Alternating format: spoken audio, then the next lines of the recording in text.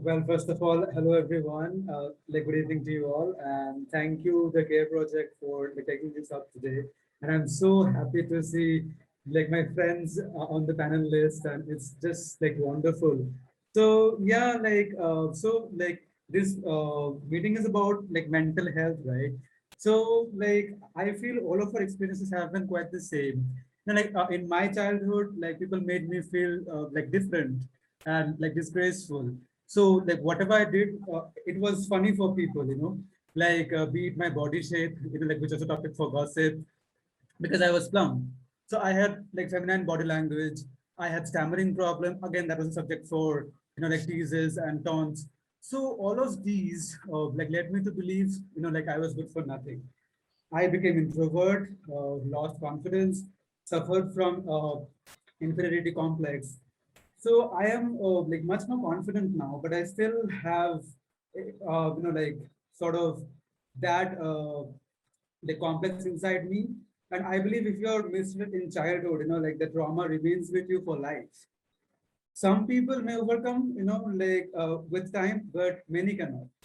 So my point here is we suffer from various mental illness because uh, people shame us, discriminate us due to the fact they don't have knowledge, And nowadays there are many queer organizations, who are spreading the cognizance, But we also need to understand that a majority of the heteronormative people, the cishet people, they're grown up people, and it's not easy for most grown-ups to abandon their beliefs all of a sudden, So I strongly feel that awareness needs to be sort of spread among the children when they're growing up and learning about the world.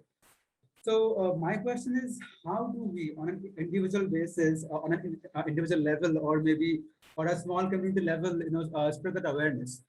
I mean, government has already been advised by various legal bodies to spread awareness, but we all know how things are progressing on their part, So I think organizations like ours, that is Rainbow's Welfare Organization, should start spreading awareness among kids. But how do we do that? As this meeting, we have people from organizations other than RHWA. So I feel there are many useful ideas, innovative ideas. Sorry if the question is really stupid. Okay, the question is how do we spread awareness among the kids, right? Yes, yes. So I believe according to my view, what I feel is as you said that yes, जब नानी हुन्छ केटाकेटी हुन्छ है त्यो टाइममै हामीले वाट ever we फिड देम है गुड या ब्याड त्यो चाहिँ उनीहरूले लाइफ लङ लिएर हिँड्छ हुन्छ नि सो म पनि त्यही बिलिभ गर्छु यो ठुलो ठुलो भएर कुनै कुरा सिकाउनु भन्दाखेरि चाहिँ सानोमै नानीहरूलाई हुन्छ नि इफ वी हामीले चाहिँ सानोमै त्यो कुराहरू सिकायो त्यो कुराहरूको बारेमा अवेरनेस गर्यो भने चाहिँ उनीहरूले त्यही कुराहरू लिएर फ्युचरमा जान्छ सो त्यसको लागि चाहिँ के गर्न सक्छ भन्दाखेरि चाहिँ अघि लाइक मेडुसा सेड है द्याट वी क्यान इन्क्लुड होइन एटलिस्ट वान च्याप्टर होइन च्याप्टर इन द सिलेबस है अबाउट दि एलजिबिटी कम्युनिटी के चाहिँ हो र मैले आई हेभ कम अक्रस वान एउटा बुकमा थियो फ्यामिली भन्ने एउटा टपिकमा चाहिँ इन्डियाकै त्यहाँ कुन चाहिँ स्कुलमा कुन चाहिँ स्टेटमा चाहिँ फ्यामिलीमा चाहिँ के थियो भन्दाखेरि चाहिँ 2 मदर 1 चाइल्ड त्यो पनि फ्यामिली 2 फादर 1 चाइल्ड त्यो पनि फ्यामिली है अन्त 1 मदर 1 फादर त्यो पनि फ्यामिली है सो द्याट इज अ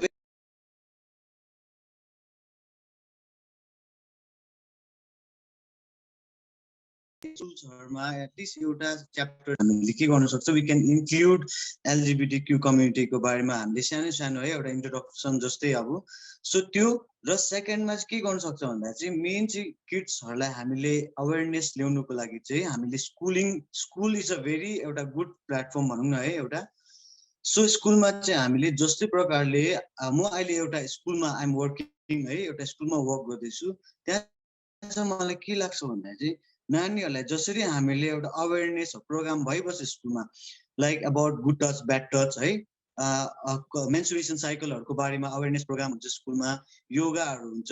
सो त्यसरी नै वाइ नट है, हामीले एउटा एलजिबिटी क्यू कम्युनिटीको बारेमा, क्वेयर कम्युनिटीको बारेमा हामीले एउटा लेक्चर है त्यसरी हामीले स्कुलमा हामीले त्यसरी अर्गनाइज गर्नु सक्यो भने चाहिँ आई फिल द्याट किड्सहरू चाहिँ at least they will be aware of the presence भनौँ न एउटा, जसरी उनीहरूलाई गुड टच ब्याड टचको बारेमा अवेरनेस प्रोग्राम्सहरू हुन्छ, उनीहरूलाई याद हुन्छ त्यो गुड टच भनेको त्यो, ब्याड टच भनेको त्यो है। सो त्यसरी नै हामीले क्वेयर पपुलेसनको बारेमा पनि we can organise such programmes in school है, मलाई चाहिँ त्यो लाग्छ। Thank you so much, Raquel. So yeah, like to sum up, like schools can take up such projects, but like when we go to schools, like maybe schools will not take up such project. Like we as an NGO, like may go to schools and villages and request them to conduct and workshop. Like where we can like talk about such things. But possibility is that like they'll deny our requests.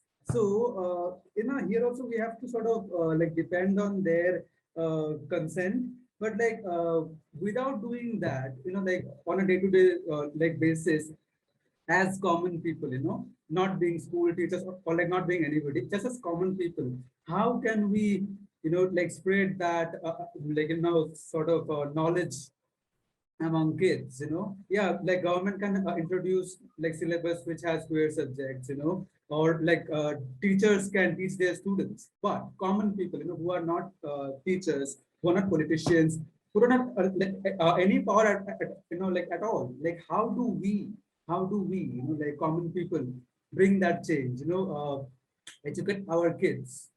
How do we do that? Yes, Ananya. So when it comes to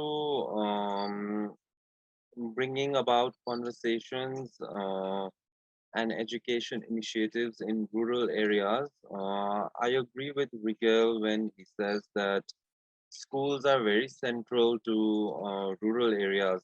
For example, अब यहाँनिर पनि हाम्रो ओमचुङ गाउँमा हो, अब कोभिडको relief फन्डहरू, relief मटेरियलहरू distribute गर्नु छ भने, के यताउता सोसल वर्कहरू गर्नु छ भने, if you want to get in touch with people from the rural areas and villages, schools are the most important places where people come together. A lot of the village events are hosted in the school and by the school, and a lot of the messages are carried, for example, by children back to their homes from the school.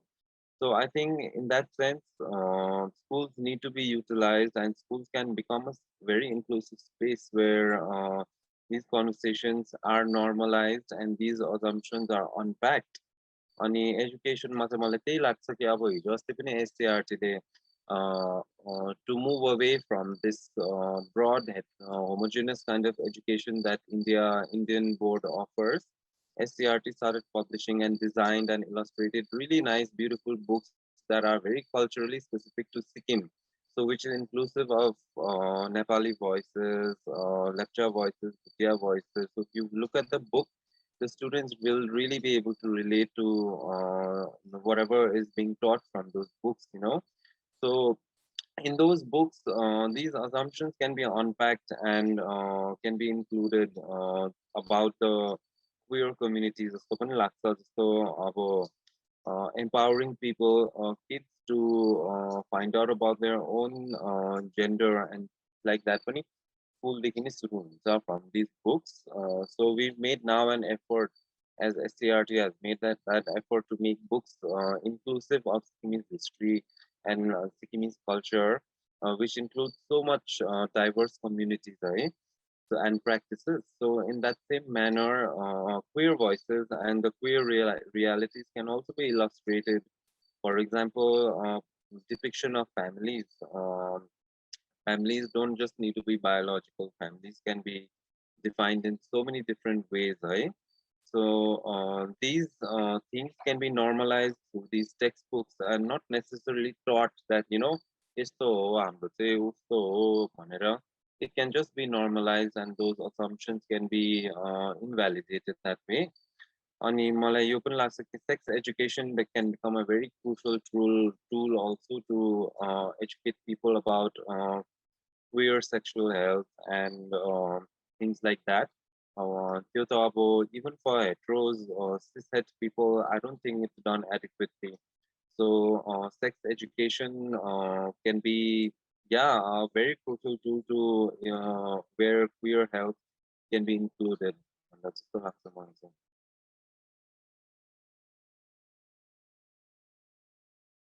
So I think when we look at this question from a very, I don't know, like a national point of view, then अहिले अब Section 377 eradicate भयो है, and now the whole conversation of marriage is coming in, same-sex marriage भनेर भन्छ.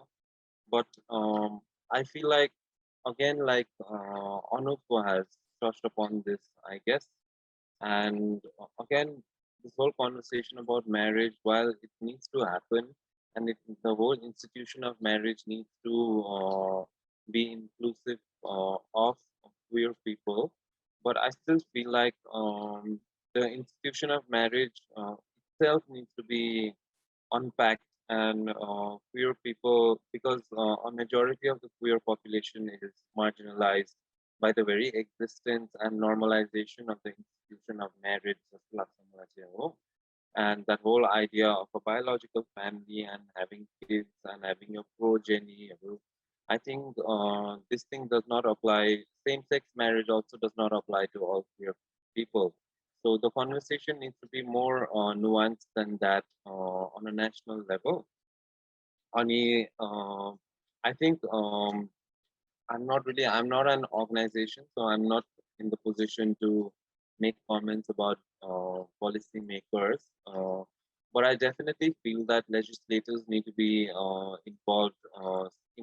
Legislators can raise their voices about queer issues, and they need to participate and show their presence. They need to show up for things like this. This conversation that we are having, it's for free. Nobody's paying us to talk about this. So they need to know about this, and they need to show themselves up in these kind of spaces where conversations are being carried out, where real life experiences are being shared.